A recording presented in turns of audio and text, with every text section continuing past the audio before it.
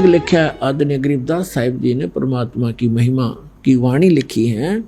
परमात्मा से परिचित होकर के सतलोक लेकर गए थे कबीर भगवान गरीबदास साहिब जी को, गांव छुड़ाने जिला झज्जर हरियाणा वाले को। वो जब 10 वर्ष के थे सतलोक लेकर गए, अपने जहाँ निज स्थान पर भगवान रहता है, जो शाश्वत स्थान है, जिसको गीता अध्याय नंबर 18 के श्लोक नंबर 62 में कहा कि अर्जुन तो सर्वभाव से उस परमेश्वर की शरण में जा, उसकी कृपा से तू परम शांति को और सनातन परम धाम को प्राप्त होगा। तो शाश्वत स्थान में परमात्मा रहते, वहाँ लेकर गए थे तो वापस छोड़ा था। गरीबदास जी को दिव्य दृष्टि दे दी थी। उस दिव्य दृष्टि के आधार से और आंखों देखा भगवान के उस सारे नज़ारे को, गरीबदास साहिब जी ने एक ग्रंथ की रचना की जिसको गरीबदास ग्रंथ कहते हैं। जैसे तुलसीदास जी ने लाखों वर्ष पहले घटी घटना रामायण को अपने शब्दों में लिपिबद्ध कर दिया, चौपाइयाँ अपने हिसाब से बना दी और कथा यथार्थ है। चौपाइयाँ की जो रचना है वो उनकी अपनी बुद्धि की देन है, लेकिन सच्चाई वही है जो रामायण की हुई सत्य है। उसको आज पूरा हिंदुस्तान हिंदू उसको सत्य मानते हैं। तुलसीदास कृत जो रामायण है वो सही है और लाखों वर्ष पहले की घटना उन्होंने आज लिख दी, चित्रार्थ करती। उनकी दिव्य दृष्टि खुल गई थी। उस दिव्य दृष्टि के खुल जाने के बाद लाखों वर्ष पुरानी सब घटनाएं चित्रार्थ हो जाती है, क्योंकि हम जो भी क्रिया कर रहे हैं ये ज्यों की त्यों फिल्म बन जाती है। जैसे आजकल इंटरनेट बना हुआ है, इसमें जिसने भी फिल्म जो कोई भी वस्तु डाल दी उसमें सदा बनी रहेगी जब तक डिलीट ना की जाएगी। ये तो एक कच्चा सिस्टम है उस परमात्मा के ओरिजिनल सिस्टम के सामने। तो परमात्मा की ये समझ लो सारी एक यूट्यूब है और ये सारा कुछ ब्रह्मांड उसका इंटरनेट है, इसमें सदा रहती है एज इट इज। उनको कभी भी जिसकी दृष्टि खुल जाती है वो देख सकता है सब चित्र, जैसा जैसा जो फिल्म देख लो, फिल्म में जैसा ही कभी देख लो उसको वो एज इट इज चलेगी, वो सब घटनाएं सेम होंगी, ऐसे हो जाता है। तो गरीबदास जी की जो दिव्य दृष्टि थी वह तुलसीदास जी से कहीं कई गुना श्रेष्ठ थी, ज़्यादा क्षमता वाली थी। तो गरीबदास जी ने ऐसे ही अपने भगवान कबीर परमेश्वर की महिमा लाखों वर्ष पहले जहाँ जहाँ पहले वो कभी प्रकट हुए वो सारा, और काशी के अंदर जो लीला की वो सारी, वो तो फिल्म है, कभी देख लो। तो गरीबदास जी की यूट्यूब चालू हो गई थी, उसमें उन्होंने देखा और वर्णन किया अपनी भाषा में। तो क्या बताया, तो उन्होंने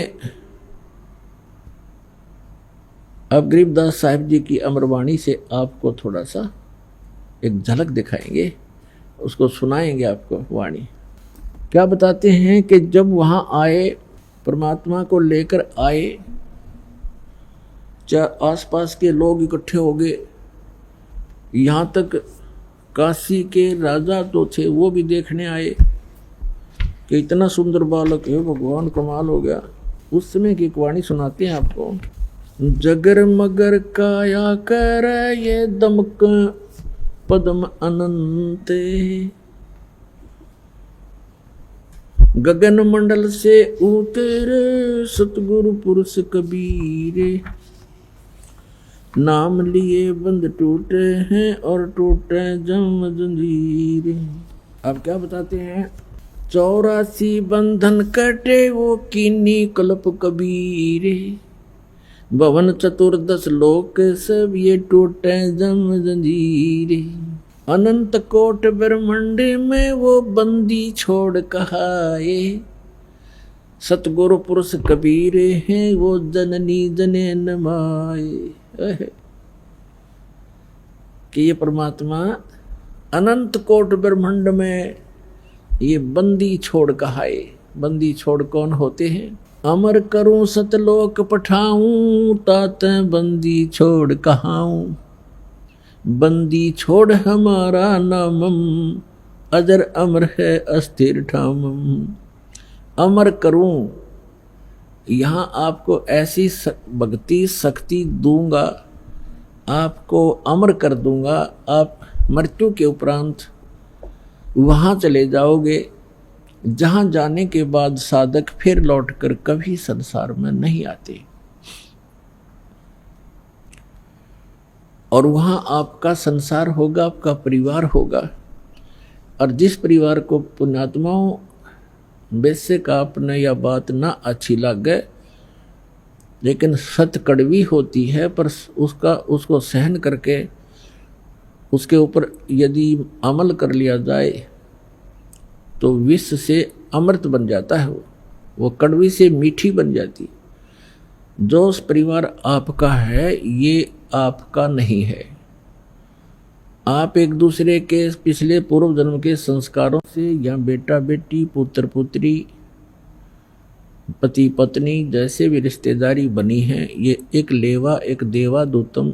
जैसे सुखदेव ऋषि ने अपने पिता व्यास जी से कहा था, गर्भ से निकलकर चलते चलते, गर्भ से बाहर आते ही, अपनी माँ के गर्भ से 12 वर्ष की आयु में, 12 वर्ष तक माँ के गर्भ में रहा था। बाहर आते 12 वर्ष का रूप जितनी आई हाइट बन गई उसकी एकदम, और उठ के चल पड़ा।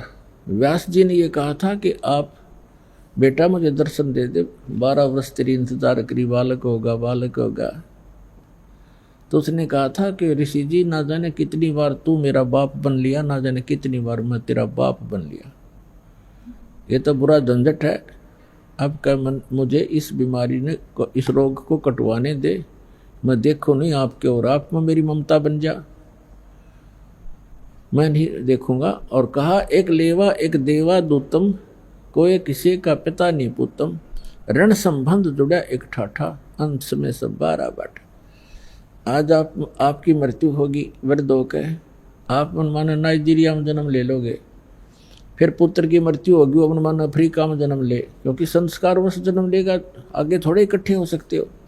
और ये जो साधना आपको बताई जाती है सत भक्ति, इससे आप पूरे परिवार जो आज दीक्षा ले लेगा, क्योंकि ममता तो आपकी में रहेगी थोड़ी बहुत, लेकिन आप में एक आस्था और प्रबल हो जाएगी इस ज्ञान के आधार से कि हम वहाँ जाएंगे सतलोक में, और इनको हमने भक्ति पर लगा दिया, ये भी वहीं आ जाएंगे अपना समय पूरा करके, तो हम फिर वहीं ऐसे इकट्ठे हो जाएंगे, क्योंकि ये सत्य है और ये ज्ञान आपके हृदय में समाया रहेगा। इनमें अगर आस्था भी रहेगी तो आप यहाँ रहना नहीं चाहोगे। आस्था का अर्थ होता है उसके अंदर वापस आकर यही इनके पास रहने की आस्था अगर आपकी रहेगी तो फिर पार नहीं हो सकोगे। इस ज्ञान के आधार से आज आपके हृदय में ये समा जाएगा कि ये लोग ठीक नहीं है, हे भगवान फिर जन्म ना देना, हे परमात्मा हमारा भी जन्म फिर ना देना। और हमारे संबंध में जो आए हैं बच्चे, कोई किसी भी नाते रिश्ते में है, पिता है, पुत्र है, पुत्री है, पत्नी है, दादी है, माँ है, तो इनको भी आपकी ये अर्ज होगी, कभी होगी तो ये भी वहीं आ जाए और वहीं फिर हम सदा रहेंगे। यहाँ तो आज मर गए और फिर मन माने यहीं आस्था होगी तो फिर यहाँ जन्म ले लोगे। ये जन्म मरण का रोग ऐसे कटेगा जो अब दास उतारा। तो कहने का भाव ये है कि आप एक दूसरे के साथ यह परिवार बना है, ये एक ऋण है, एक दूसरे का कोई लेना देना है। तो वो भी इंसान अच्छा नहीं होता जो लेन देन ठीक से ना करे। आपको ये पता लग गया कि ये इनका हमें आपस में कुछ लेना देना है, इसलिए हमारे साथ हैं, तो वो इंसान भी निकम्मा होता है जो अपने लेन देन को ठीक से ना सुलझावे, वो भी अच्छा नागरिक नहीं होता।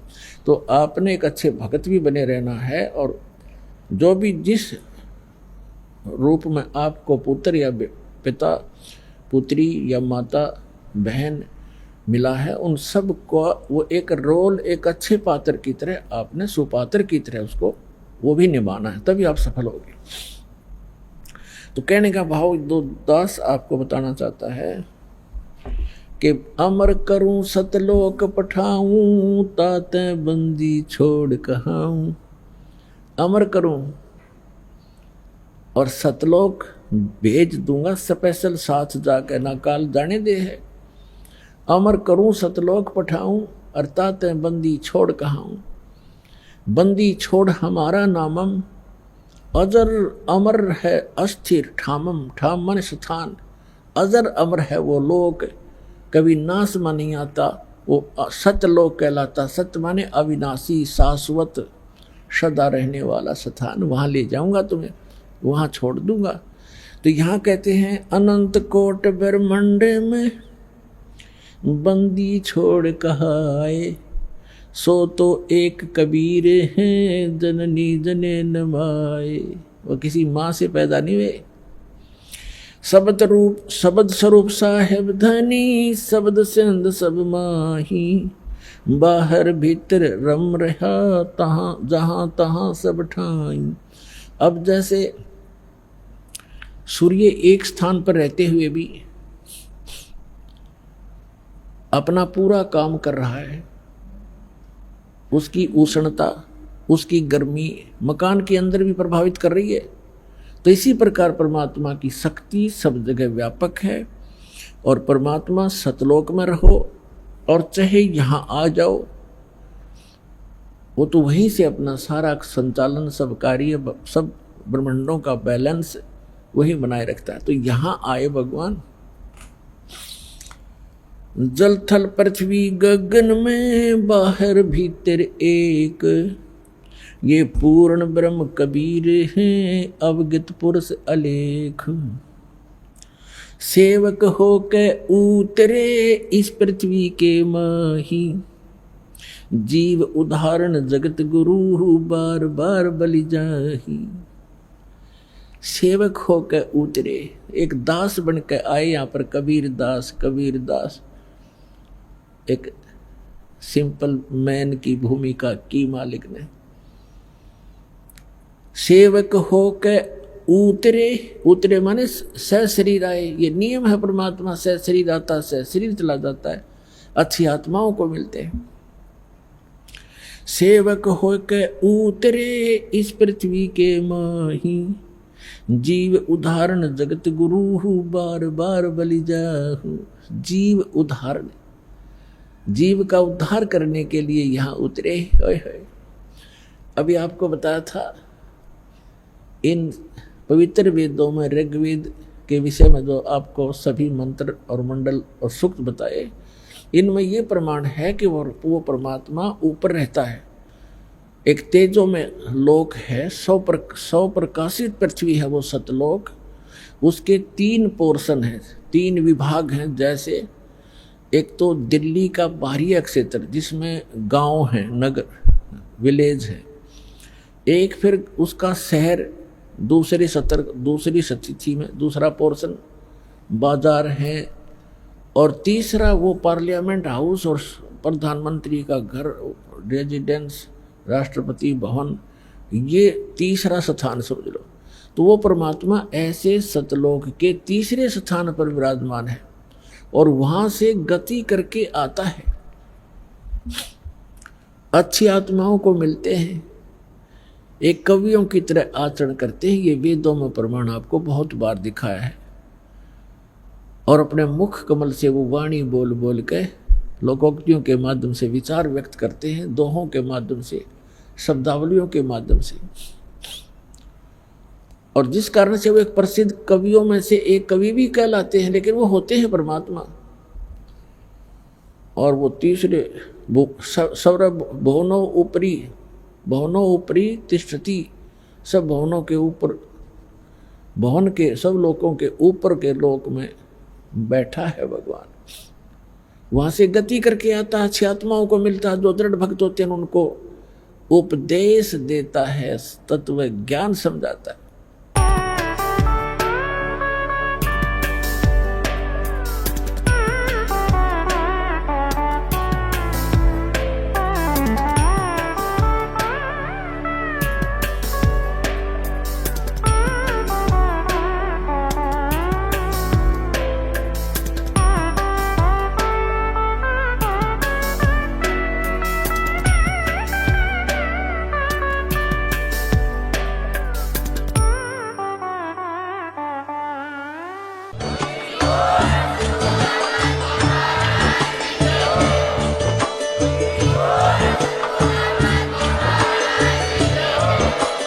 आप सुन रहे थे जगत गुरु तत्वदर्शी संत रामपाल जी महाराज जी के मंगल प्रवचन। अधिक जानकारी के लिए विजिट कीजिए हमारी वेबसाइट www.jagatgururampalji.org। संत रामपाल जी महाराज जी के शुभ आशीर्वाद से पूरे विश्व भर में 500 से भी ज्यादा नाम दीक्षा केंद्र हैं, जिन पर संत रामपाल जी महाराज जी द्वारा ऑनलाइन निशुल्क नाम दीक्षा दी जा रही है। अपने नजदीकी नाम दीक्षा केंद्र का पता करने के लिए संपर्क करें 8222880541।